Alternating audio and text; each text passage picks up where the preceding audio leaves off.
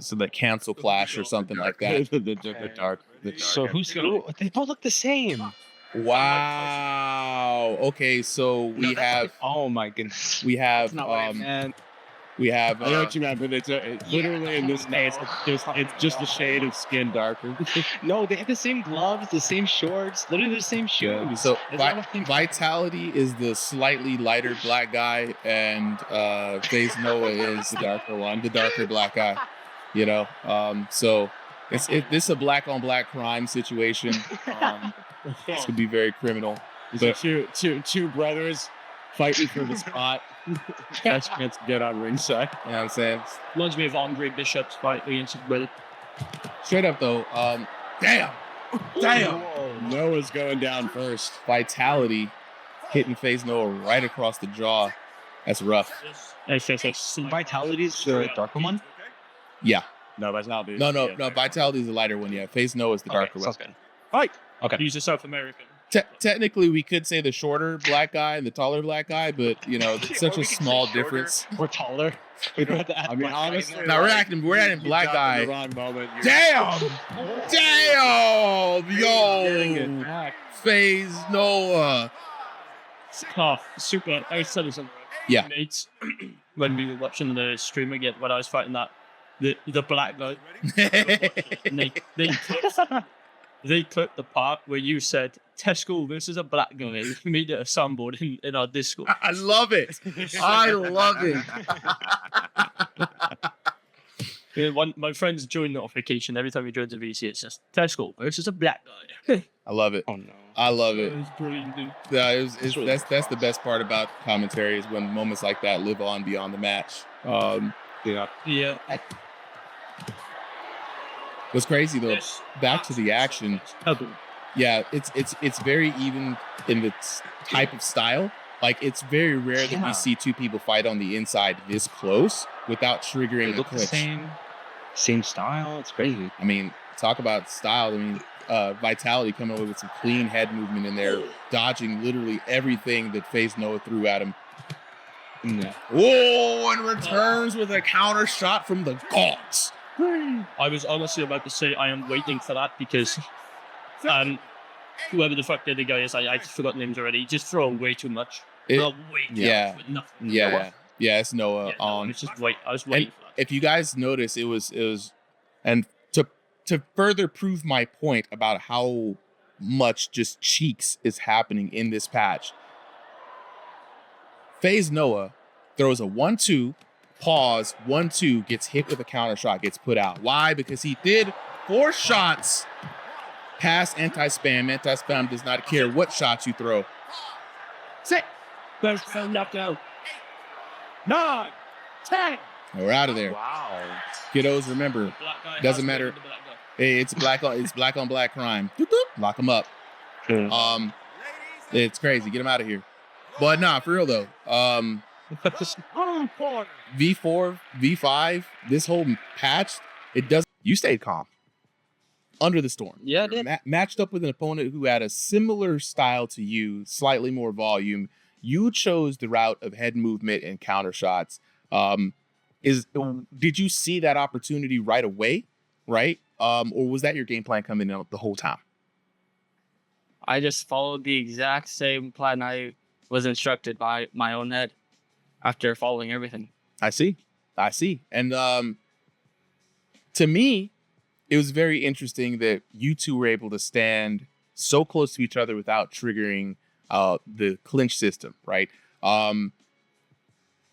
Any tips for folks who are wanting to look to excel at fighting in on the inside range, as it pertains to the game, like any game specific tips? Inside. You know what I'm saying? What works best for you on the inside? Oh, I'm sorry. Nah, go ahead. You chime in your contour as well. Just try and stay off their body.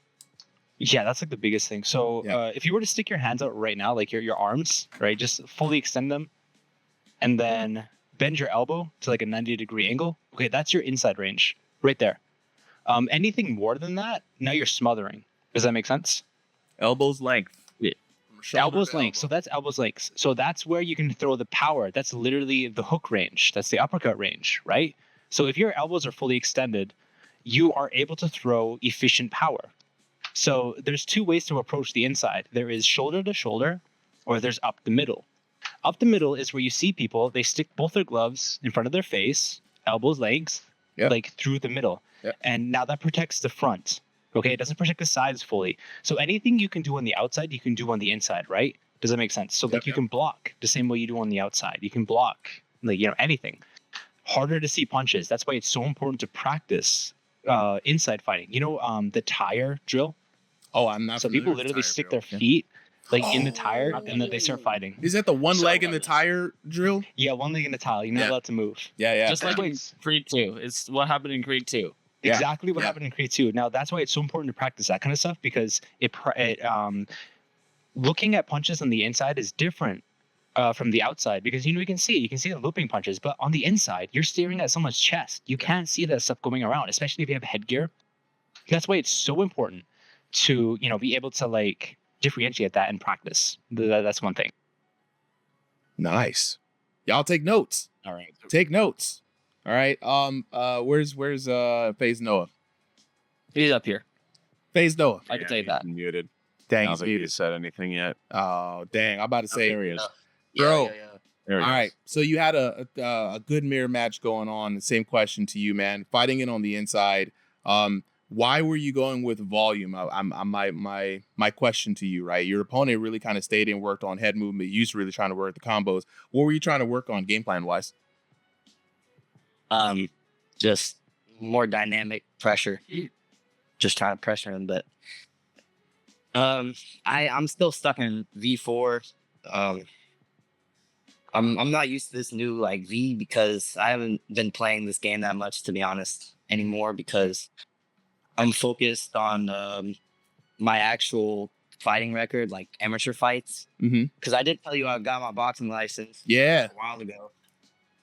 And I've just been focused on like IRL fights. So the reason why I was throwing all those combinations really fast, because I forgot about the spamming. Thing. You got caught with it. It was crazy. Was before this fight, I was telling people that the Afro Samurai in the chat basically said it the best. It's not anti-spam, it's anti-volume. Beyond 4 punches, you're cooked. At 4 punches, you're cooked. You did a 1-2, 1-2, and it was a pause in between. And it's not like you just did 4 of them real fast. 1-2, pause, 1-2, counter hit, boom, got knocked down. I'm like, you hate to see it happen.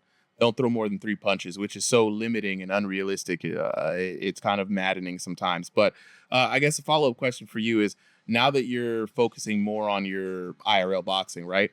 Are you just kind of using the game as a supplement, win or lose? You're just in there, just advanced shadow boxing, or are you using your IRL skills to up your game score? What's your focus?